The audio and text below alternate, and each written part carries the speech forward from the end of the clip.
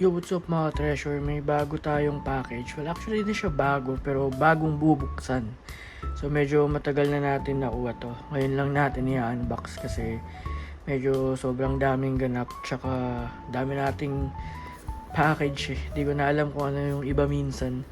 So, dalawa yan eh. Pero ito lang muna yung bubuksan natin. So, that one is our first fossil. So, stay tuned for the unboxing episode. Pero let's try to open this para makita natin kung ano yung laman. So let's go. So ayan, buksan na natin to. Medyo ang hirap niyang yan box. Naka-tape kasi.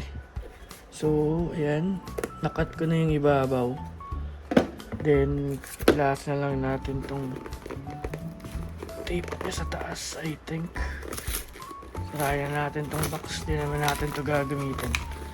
So, okay, let's rip it. Ayan, nabuksan na natin mga treasure. Sobrang buksan naman niya itong box. Ayan yung laman niya. Bubble wrap pa siya sa loob. Alisin na natin siya dito. So, may second layer pa. Pero, I think it's just a fold bubble wrap. Oops, tinamaan ko yung camera. So ayan, so nakuha na natin.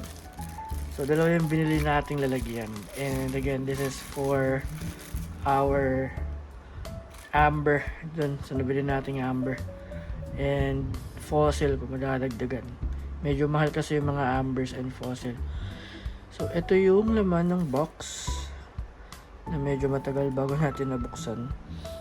So again, this is intended for jewelry, ambers, fossils, or small collectible. So ayan siya. As you can see, it's very clear. And ito yung takip. So nilalagay lang siya, pinapatong for it to be closed. Di kagaya ng iba na parang may clip or lock thing dun sa mga sides. So ito walang ganun. It's just a push and pull mechanic to open and close. So mura lang bilhin natin dito, parang less than 50 pesos na lang to eh. Kaya dalawa yung nabili natin. So yun, share ko lang. Lagay ng fossil na acrylic, and hope madagdagan yung fossil natin. See ya.